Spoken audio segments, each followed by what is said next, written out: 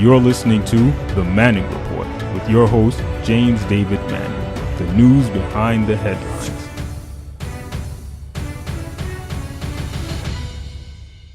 The New York Times dropped the story that Tribulation Trump has lost or did lose $1.2 billion in the decade from 1985 to about 1995, if I'm getting my dates correctly.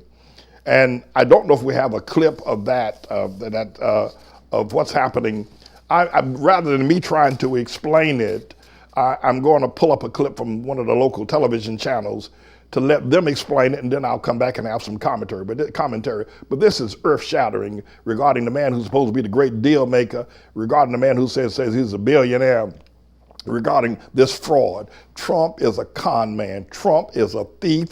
Trump is a liar. When are you people out there are going to stop suborning this con man just to hide your white racism? When are you going to stop? It just needs to end. Trump doesn't care a thing about y'all. But look at what Trump has done. Talking about he's a great deal maker, he's a billionaire. Mr. Engineer, let this Chris Matthews fellow say it probably better than I can tell it. Between the years 1985 and 1994. And the numbers in those records show that in 1985, Mr. Trump reported losses of $46 million from his core businesses, largely casinos, hotels, and retail space and apartment buildings. They continue to lose money every year, totaling more than $1 billion in losses for the decade. In fact, according to the New York Times report just out this evening, year after year, Mr. Trump appears to have lost more money than nearly any other individual American taxpayer in the country. Let's bring in Trump biographer David K. Johnston, who joins me on the phone. David, what did you make of this? And what does this square with your information you had all along working with him? Absolutely. This is exactly what I've been trying to tell people about. It's consistent with what I reported when I got Trump's 2005 Form 1040 tax return 2 years ago, and what I reported back in the 90s when he arranged to shed $1 billion of his debt. And Chris, these losses that the New York Times shows are way beyond the losses he could take from depreciating real estate. These show that, in fact, Donald Trump is not the modern Midas who turns everything to gold. He is the wizard. And Toto, in the form of the New York Times, has pulled back the curtain and revealed the con man. Unbelievable. Depreciation. I was thinking that word as we first got this report. One good way to roll up losses is depreciation. According to the New York Times, by the way, and this is the killer for tomorrow's news, Trump paid is everybody listening now, no federal income taxes for 8 of the 10 years. David, I just want to stick with you because you know the guy's character and his M.O. This is what so many people suspected, that he was able to drum up enough it costs in depreciation and other intangibles to justify not paying any taxes like all the people who don't make $1 billion a year or any near. The guy who makes, or woman who makes 40 a year, pays taxes and does it every year on April 15th, that they pay a big check if it's not withheld already. And here's this character who pays no taxes 8 out of 10 years. That's what a lot of people suspected was the reason he kept this secret. Exactly, because Donald is a con man. Chris, there is not now, and there never has been, any verifiable evidence that Donald Trump has ever had $1 billion. What we do know from public records and his actions, and now this report in the New York Times, is that money flows in and it flows out faster than it flows in.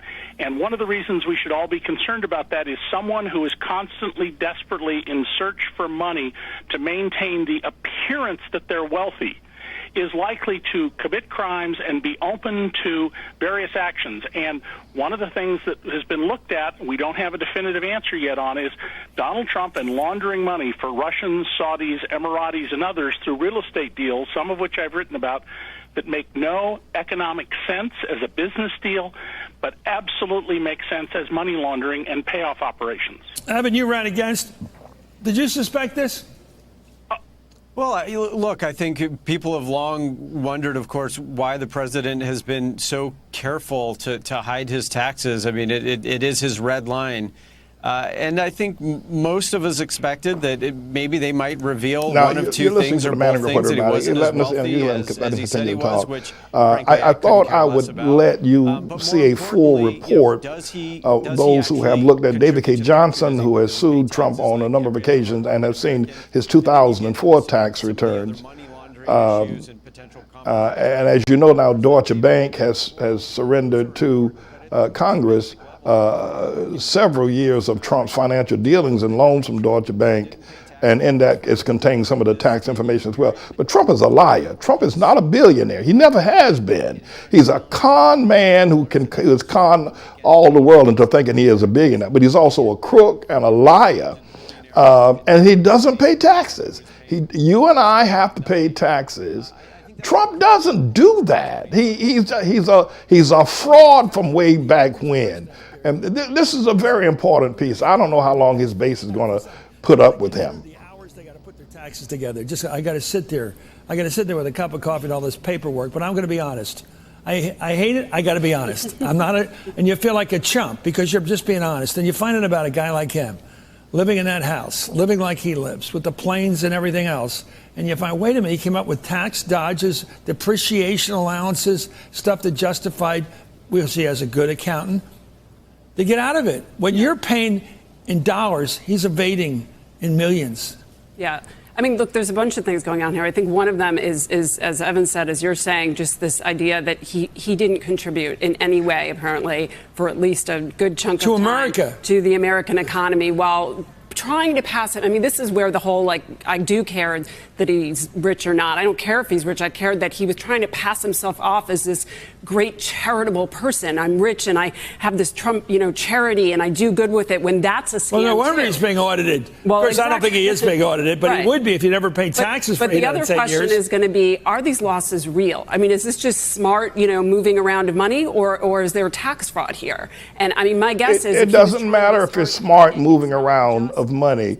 And if that's the case, then Congress needs to do something about it. I know enough about this report, and I've studied it enough to know that it is not. I mean, I know in the real estate business, you can move money, you can depreciate buildings and create losses and therefore not pay any taxes. It balances out. And I know that. But this report clearly indicates, the New York Times is very definitive on this report, that it isn't just about real estate losses. This is about the actual loss of other people's money that Trump has siphoned off, and he lost it. So it's about real money along with property value. But I think the other thing need to be absolutely clear as well, is that if this is a large segment of this $1.2 billion that Trump has lost and hasn't paid any taxes as a result of that, then Congress needs to do something about fixing the laws, because real estate developers are getting away like thieves while the rest of us have to pay taxes. Mr. Engineer.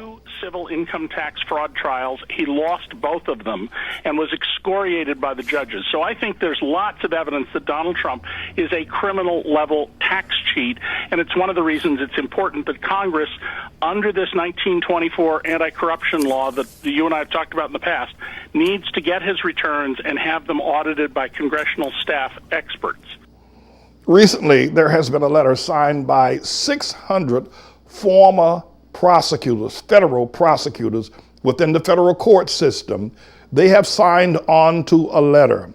And that letter states that while looking at what Mueller has reported and produced under subpoenaed and documented ways, that what Trump did on at least 4 occasions was obstruction of justice that should be prosecuted, that Trump is a felon. Now, this is 600 federal prosecutors. 600 have signed their name to this letter that has been sent to Congress that says that those who know federal crimes, those who know whether you can win a case in a federal courtroom, those who are experienced and seasoned prosecutors, 600 from America, have all written a letter stating that Trump is a criminal, that Trump is a felon, that Trump obstructed justice, and he needs to be brought to trial for that. That's what 600 federal prosecutors have said about Tribulation Trump. And so we need to understand, he's a con man.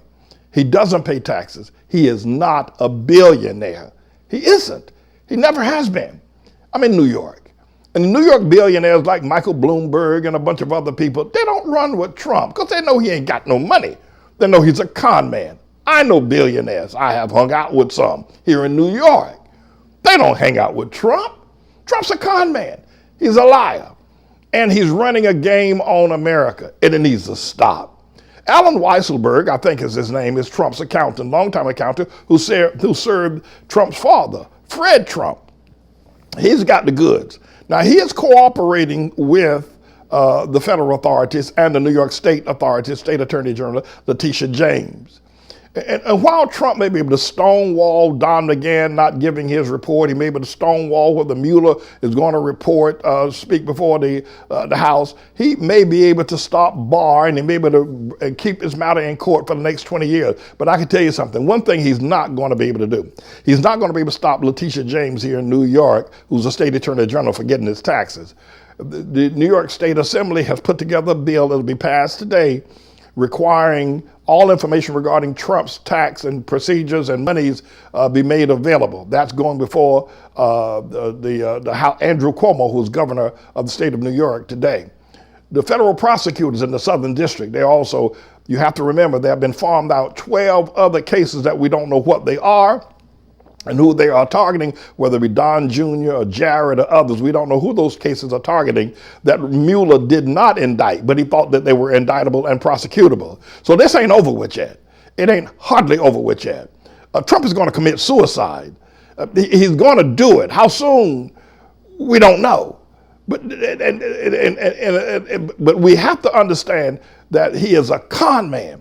And my concern is this, is that, you know, I don't understand how Franklin Graham and Jeff Falwell Jr. and all these white Southern Baptists, I don't understand how they can suborn, how they can still say that Trump is a genius, that God has sent him.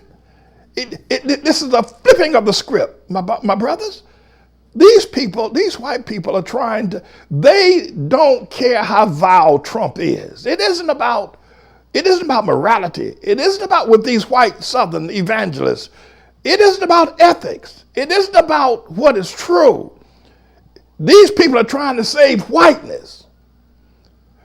Listen, the two things that these white people call evangelists, and the reason why they support Trump, they know more about Trump being a con man and not a billionaire than I do. Why are they supporting him? Because of what? Because Trump said he's going to stop all Muslims from coming into America, put up a Muslim ban, and he's going to build a wall down on the border to stop brown-skinned people from coming in. That's all it's about.